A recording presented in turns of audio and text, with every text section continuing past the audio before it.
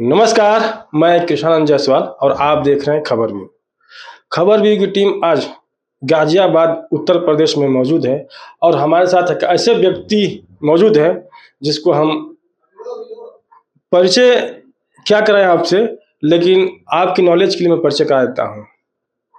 ये एक तरह से पूरे प्रदेश स्तर पे जो इनका विजन है वो पूरे प्रदेश स्तर पे काम करने वाला है और समाज के उत्थान के लिए, खास करके महिलाओं को, युवकों का उत्थान के लिए भैया जो रोड मैप बना रखे हैं उसके बारे में हम बात करेंगे।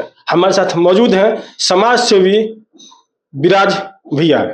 चूंकि भैया हम लोग प्रेम से कहते हैं इनको, और विराज भैया जो है का जो रोड मैप है समाज को लेकर के, युवा पीढ़ी को लेकर के, जो वो गरीब गुरबा जो महिलाएं हैं उनको लेकर के, आइए हम उसी पे बात करते हैं विराज भैया से। विराज भैया कैसे हैं आप? बहुत बढ़िया। विराज भैया, आपको हमारे खबर व्यू में आपका हार्दिक स्वागत है। और जो आप कार्य कर रहे हैं, समाज सेवा जो कर रहे हैं, वो समाज सेवा करने का मन में जो संकल्प आया वो कब आया और कैसे आया? देखिए, संकल्प तो ये बहुत पहले 2010-12 में कभी हम लोग जब 2-4 दोस्त एक साथ बैठ के ऐसा डिस्कशन किया करते थे कि हम आगे चल के एक मतलब लेवल पे जब हम पहुंच जाएंगे, जब हम इस स्थिति में पहुंच जाएंगे कि हम दूसरों की मदद कर सके, तो हम कुछ ऐसा करेंगे कि जो है हम अपनी ताकत से जितना लोगों की मदद कर सकते हैं वो करेंगे। वो हम शुरू से ही करते हुए आ रहे हैं। लेकिन एक लेवल तक पहुंचने के बाद आप इंडिविजुअल लेवल पे बहुत मास लेवल तक आप किसी की मदद नहीं कर सकते हैं। उसके लिए आपको एक संस्था की ज़रूरत होती है जिसमें और भी बहुत सारे लोग जुड़ते हैं आपके साथ। पूरा मैन पावर जुड़ता है, सपोर्ट जुड़ता है, लोग जो है उसमें हर तरीके से सपोर्ट करते हैं। तब आप एक बड़ा नेटवर्क खड़ा करते हैं और फिर आप ज़्यादा लोगों की मदद कर पाते हैं। इसी विज़न के हिसाब से, इसी विज़न को लेके चलते हुए मैंने एक फाउंडेशन बनाया है जिसका नाम है विराज फाउंडेशन। विराज मेरा सिर्फ नाम नहीं है, विराज फाउंडेशन में विराज को जब एलोबरेट करेंगे तो ये है blissful initiative for rural advancement journey. तो ये अपने आप में बता रहा है कि हम लोग जो हैं वो ग्रामीण क्षेत्र में जो है ज़्यादा काम करने वाले हैं।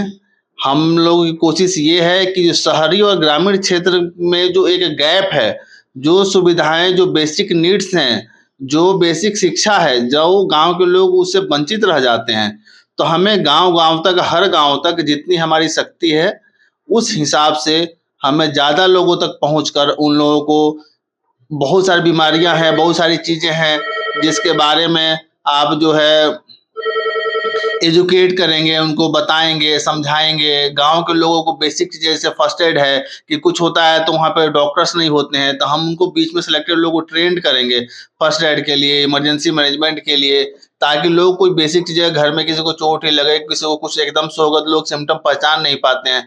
तो कुल मिला के कि हेल्थ केयर में लोगों को एजुकेट करना है, लोगों को ट्रेंड करना है। आगे चल के हम लोग जो है मोबाइल एम्बुलेंस और मोबाइल हेल्थ केयर यूनिट्स के बारे में भी जो है प्लान करेंगे जब हम एक लेवल पे एस्टेब्लिश हो जाएंगे। तो बाकी हमारा जो विजन है वो हर जगह गांव में एक सेंटर पे, मतलब एक बड़ा सेंटर जहाँ पे हम लोग स्किल डेवलपमेंट का सेंटर स्टार्ट करेंगे, जिसमें स्टार्टिंग में सिलाई कढ़ाई बुनाई, makeup art, fashion designing, computer course, 6-6 8-8 महीने का नर्सिंग असिस्टेंट का कोर्स, इस तरह के रोजगार परक कोर्स जो है हम कराएंगे। कोर्स कराने के बाद हम ये इंश्योर करेंगे, चूंकि मेरा 15 साल का जो एक अनुभव रहा है वो अलग अलग इंडस्ट्री में रहा है, और मेरे बहुत सारे यार दोस्त हैं जो अपने अपने संस्थान चला रहे हैं, कई सारे अस्पताल चला रहे हैं, कई सारे फैक्ट्री लगा रहे हैं, कई सारी चीज़ें हैं, बहुत सारे एक्सपोर्ट हाउस में मेरा एक बहुत बड़ा नेटवर्क है। तो हम कोशिश ये करेंगे कि लोगों को सिर्फ शिक्षा न दें, शिक्षा के साथ साथ हम ये इंश्योर करें कि जो है उनको उस शिक्षा के आधार पे हम रोजगार दिला सकें। भैया, महिला सशक्तिकरण के बारे में, क्योंकि आप एक समाज सेवी हैं, तो महिला सशक्तिकरण के बारे में आप क्या सोचते हैं? देखिए, एक चीज़ मैं इसमें और ऐड ऑन करना चाहूँगा मैं, कि जो हमारा विराज फाउंडेशन है, नॉर्मली आप देखते होंगे कि हेल्थ केयर में लोग सोशल जो वो हैं, कंपनीज हैं या एनजीओ हैं, वो लोग क्या करते हैं, कहीं जाते हैं, कैंप लगाते हैं। कैंप लगा के वो बताते हैं कि तुमको ये बीमारी है, उसके बाद से कोई पूछने नहीं जाता।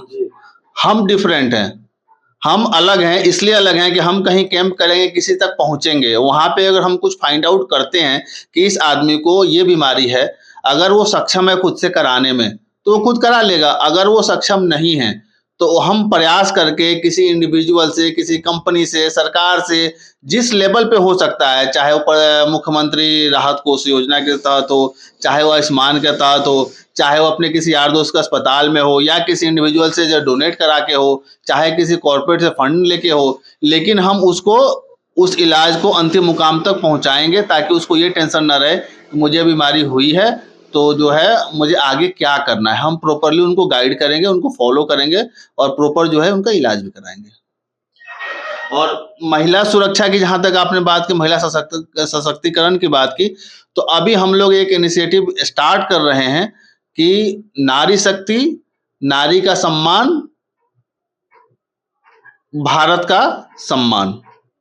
उसमें महिला सुरक्षा जागरूकता अभियान हम लोग शुरू करेंगे, जिसमें हम पूरे प्रदेश में या जहां तक हमारा रीच जाएगा, हम लोकल बॉडी से कनेक्ट करके वहां पिंक बूथ से, महिला थाने से जो है अधिकारियों को कनेक्ट कराएंगे सोसाइटीज में, जो उनको एक तरीके से तैयार करेंगे कि कहीं भी किसी भी महिला के साथ, लड़की के साथ जो है, बच्चे के साथ अगर कोई ऐसा अनवांटेड सिचुएशन आता है कि वो 4 लोगों से घिर गया, कहीं चोर आ गया, कहीं किडनैप हो गया, कहीं कुछ मतलब कुछ भी अनवांटेड सिचुएशन आता है, तो उसको कैसे डील करना है, उसको कैसे हैंडल करना है, वो चीज़ों के लिए हम लोग तैयार करेंगे, उसके लिए हम ट्रेंड करेंगे।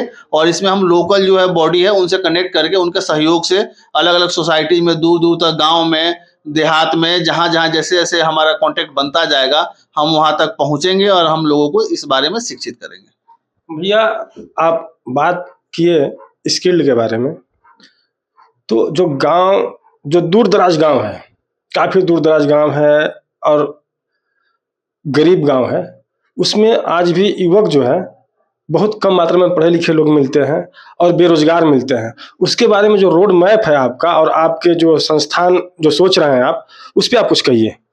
देखिए, सबसे पहली बात तो ये है कि अकेले तो आदमी कुछ बहुत बड़ा तो कर नहीं सकता, उसके लिए बहुत सारे लोगों की आवश्यकता होगी।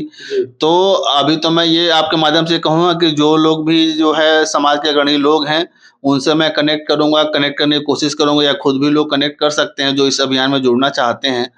और जहाँ तक रोजगार की बात है, तो भारत की सबसे बड़ी समस्या है। तो इसलिए फोकस हमारा यही है कि हम लोगों को ट्रेंड करके और उनको रोजगार दें।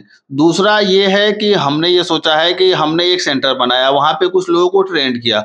उन लोगों को हम मोटिवेट करेंगे कि वो थोड़ा और आगे 1-2 गाँव में जाके वो 10 दिन, 15 दिन का कैंप लगा के, जो लोग इच्छुक हैं, तो वही लोग उनको आगे ट्रेंड करेंगे। तो धीरे-धीरे ये हमारा नेटवर्क बनता जाएगा कि हमने एक सेंटर पे अगर 50 लोगों को ट्रेंड किया, उसमें से 5 मास्टर लोग ट्रेंड किए, जो उस चीज़ को लीड करेंगे आगे 5 गाँव में, 4 गाँव में हमने डिप्यूट कर दिया, फिर वहाँ पे वो लोग एक समूह बना के फिर उन लोगों को वो लोग ट्रेनिंग प्रोवाइड करेंगे और हम लोग जो है अपनी संस्था की तरफ से उनको सर्टिफिकेट भी प्रोवाइड करेंगे। देखिए, ये समाज सेवी विराज सिंह है, जिसको हम सभी लोग विराज भैया कहते हैं। और भैया का देखिए जो दूरदृष्टि सोच है, वो भैया किस तरह से अपने बातों में हम सबको बताया।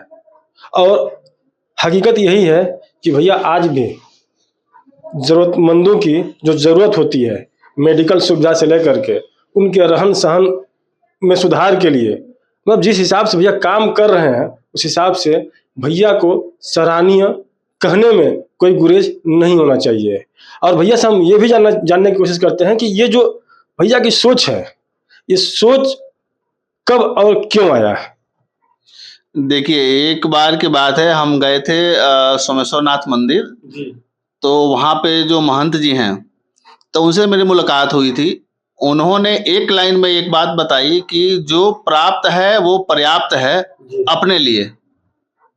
तो ये है कि अगर आपके पास इंडिविजुअली तो आप कभी सेटिस्फाई हो, जितनी कमा लो, जितना धन अर्जित कर लो, लेकिन जो उन्होंने एक लाइन में बात कही थी कि जो प्राप्त है वो पर्याप्त है, तो मैंने उसमें जोड़ लिया कि वो अपने लिए है, कि जितनी जरूरत है उतना है, बाकी जो है वो दूसरों के लिए करना है। और अगर आप किसी के जीवन में अगर थोड़ा भी बदलाव कर पाते हैं, आपके एफर्ट्स से अगर किसी की ज़िंदगी बदल जाती है, तो उससे बड़ा सुकून जो है ना आपको कहीं नहीं मिलेगा। भैया इस समाज के लिए आप कुछ सुझाव दीजिए, जैसे हम जैसे युवक हैं उनके लिए आपका क्या सुझाव है? सुझाव यही है कि मेहनत करते रहिए और मेहनत का कोई तोड़ नहीं है। अच्छे इंटेंशन के साथ मेहनत करेंगे तो बिल्कुल जो है आपको सफलता मिलेगी। देखिए ये थे भैया विराज सिंह। भैया हम बार बार इसलिए फोकस कर रहा हूँ कि सभी लोग प्रेम से भैया बोलते हैं, क्योंकि इनका जो काम है वही काम भैया का उपनाम विराज भैया का नाम उपनाम भैया पड़ गया। मैं कृष्ण जायसवाल, खबर व्यू, गाजियाबाद।